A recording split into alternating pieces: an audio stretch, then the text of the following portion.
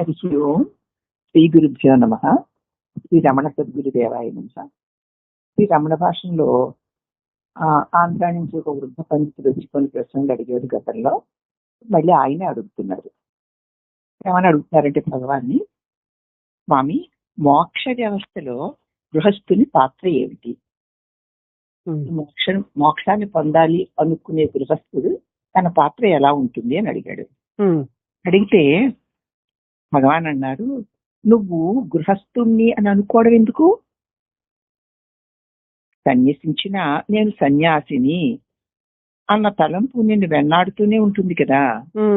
ఇప్పుడు నువ్వు గృహస్థుడిగా ఉన్నాను, నేను గృహస్థుణ్ణి అనుకున్నావు, సరే సన్యాసం తీసుకున్నాం అనుకుందాం, ఇప్పుడు నేను సన్యాసిని అంటూ ఉంటావు అంతే. కాబట్టి ఇంటిలో ఉన్నా అడవులకు వెళ్ళినా నీ మనసు నీ వెంటే ఉంటుంది కదా. అవును. తలపు అన్నింటికి మూలం. నేనుకేమీ లేదు, నేను గృహస్థుణ్ణి అనుకుంటున్నావు, అదే తలపు. లేకపోతే నేను సన్యాసిని అనుకుంటున్నావు, అదే తలపు. ఇంకో ఈ తలపే ఈ అన్నిటికీ మూలం. అదే అహంభావన. అదే నీ శరీరాన్ని ఈ విశ్వాన్ని కల్పించి ఈ నేను దేహము అన్న భావన, నేను అన్న ఈ వ్యక్తి భావన అహంభావన ఏం చేస్తుంటే ఒక శరీరాన్ని కల్పించుకొని ఆ శరీరం నేను అంటుంది. ఎలా అంటే కలలో మరి నీ శరీరాన్ని నువ్వే కల్పించుకుంటున్నావు కదా. అవును. ఇంకా ఇతరుల శరీరాన్ని కూడా కల్పించుకుంటున్నావు. అంతా నీ కల్పనలోనే నిన్ను వదలకుండానే సాగుతూ ఉన్నా అంతా వేరని అక్కడ మళ్ళీ ఒక శరీరం నేనని నువ్వు అనుకుంటున్నావు. అవును. మరి అదంతా కల్పనే కదా. కల్పనే. ఈ అహంభావన ఏం చేస్తుందంటే అదే నీ శరీరాన్ని ఈ విశ్వాన్ని కల్పించి సేమ్ కలలోలాగే నీవు గృహస్థుడవని అనిపిస్తుంది. నేను గృహస్థుడిని, నేను సంసారిని, నేను బాధ్యతలు గలవాడిని, నేను బంధాల్లో ఉన్నవాడిని అనిపించేస్తూ ఉంటుంది. ఏమనిపిస్తుంది? అహంభావన. అయితే నువ్వు సంసారాన్ని వదిలేవనుకో, అది నీ తలుపులలో గృహస్థు స్థానే సన్యాసిని అంటుంది, ఇంటి స్థానంలో అరణ్యంలో నిలుస్తుంది. మళ్ళీ అహంభావనే. అర్థమైందమ్మా? అర్థమైంది. అరణ్యాన్ని నిలుపుతుంది. అంతేగాని మానసికంగా అంతకాలు మిగిలే ఉంటాయి. స్థలం మార్పు వల్ల అది ఇంకా ఇంకా ఎక్కువ అవ్వచ్చు. ఇలాగే మనసుకు ఇదంతా భావనే కదా, మరి తలంపే కదా. తప్పకుండా ఇది సంసారము, ఇది గృహస్థు, అది సన్యాసము, అది అడవులు లేకపోతే గుహలు అనేటువంటి తప్పకుండా ఉంటాయి. స్థలం మార్పు వల్ల అది ఇంకా పెరుగను వచ్చు కూడాను. అంతే. ఆటంకాలు. అసలు ఆటంకం ఏమిటా అని చూడు. అసలు ఆటంకం ఏమిటి? తలంపే. మనస్సు. నేను నువ్వుగా ఉండు చాలు. ఈ తలంపు తగిలించుకొని దానికి అనుగుణమైనదంతా కూడా నేను నాది అనుకుంటూ నేను నువ్వు వర్ణించుకుంటున్నావు. అసలు ఆటంకం మనస్సే. ఇంట్లో ఉన్నా అడవిలో ఉన్నా దాన్ని జయించడం కదా ముఖ్యం. ఇంట్లో ఉన్నా నేనే కదూ, నేనే. అడవిలో ఉన్నా నేనే. గొప్ప భోగాలలో ఉన్నా నేనే, గొప్ప దుఃఖాలలో ఉన్నా నేనే. అవునా? కాబట్టి ఇంట్లో ఉన్నా అడవిలో ఉన్నా ఎప్పుడున్నా ఎక్కడున్నా దాన్ని జయించడం ముఖ్యం. ఎవరికిది? అది దాన్ని జయించడం అంటే ఎవరికి అని ప్రశ్నించడం. నాకు సమాధానం ఇస్తుంది. నువ్వుగా మిగిలి ఉండు, ఏమన్నా ఉంటాయేమో చూద్దాం. అది ముఖ్యం. ఆ నిర్ణయించడం అడవిలో వీలైతే ఇంట్లో మాత్రం ఎందుకు వీలు కాదు? అవును. సన్యాసం తీసుకుని కాషాయం కొట్టుకుని అడవిలోకో గుహల్లోకో వెళ్ళిపోయి నువ్వు నీ స్వరూపంలో నిలుపుకోగలగలిగినప్పుడు మరి ఇంట్లో ఉంటే మాత్రం ఎందుకు కుదరదు? ఆ ప్రయత్నం ఏదో ఇప్పటి నుంచే ప్రారంభించు. ఇప్పుడు ఈ క్షణం నుంచే ప్రారంభించచ్చు. పరిసరాలు ఏవైనా సరే పరిస్థితులు ఎలాంటివైనా సరే ఆ ప్రయత్నం ఇప్పుడే ఎవరికి అని ప్రశ్నించి ఉండడానికి దేశ కాలాలు గృహస్థము సన్యాసము అనేటువంటి ఆశ్రమాలు అద్దా అవకాశమా? అడ్డు కాదు, అవకాశము కాదు. ఇప్పుడే ప్రారంభించవచ్చు. పరిసరాలు ఏవైనా సరే.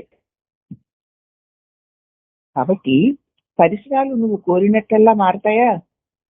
ఇలా ఉండాలి, అలా ఉంటుంది, ఎండకాయకూడదు అంటే మారుతుందే, కొరకూడదు అంటే మారుతుందే. పరిసరాలు, పరిస్థితులు, వ్యక్తులు అవన్నీ నువ్వు కోరినట్లుగా మారవు. నన్ను చూడు, మరి నేను ఇల్లు వదిలి వచ్చేసాను. నువ్వు ఇంటి పట్టును వదిలేసి కదా వచ్చావు ఇప్పుడు ఇక్కడికి. ఇక్కడ నీకేం కనపడుతోంది? నువ్వు వదిలిన దానికి దీనికి నీకేమన్నా భేదం ఉందా? ఇల్లు వాకిళ్ళు మారాయి, అంతేనా? అంతే. భేదం ఉంది. అక్కడ నువ్వే, ఇక్కడ నువ్వే.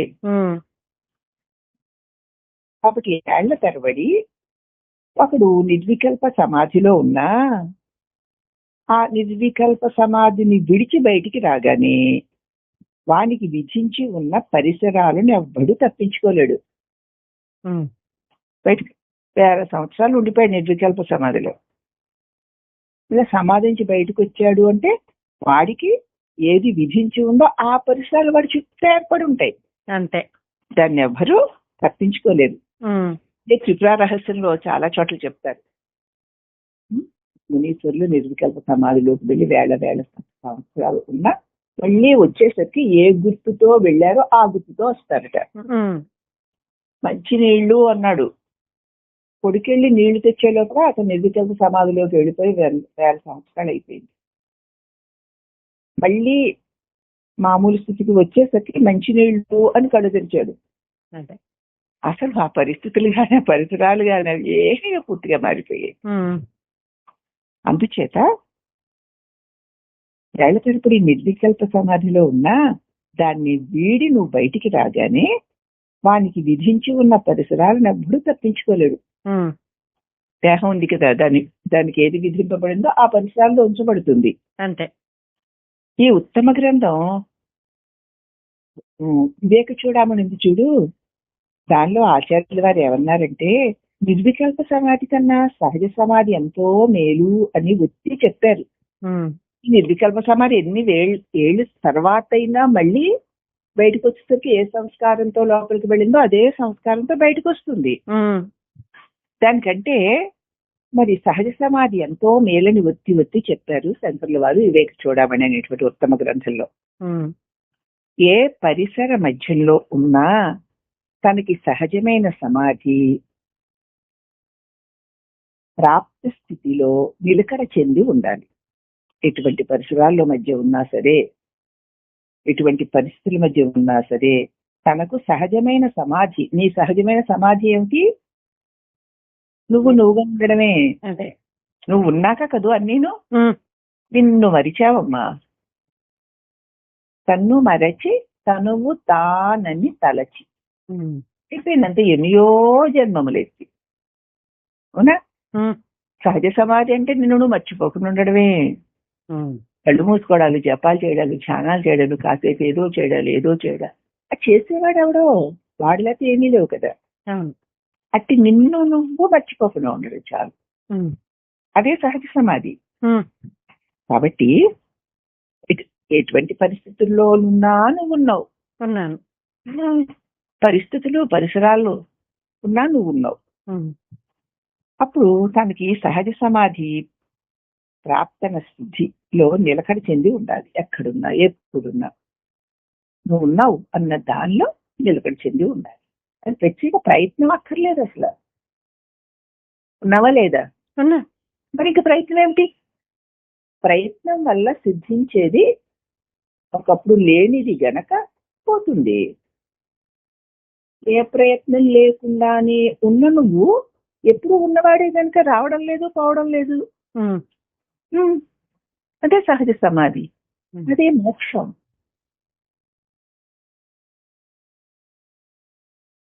కాబట్టి పరిసరాల మధ్య ఎటువంటి పరిసరాల మధ్య ఉన్నా సరే తనకి సహజమైన సమాధి ప్రాప్తన స్థితిలో నిలకడి ఉండడమే మంచిది అన్నారు భగవాన్.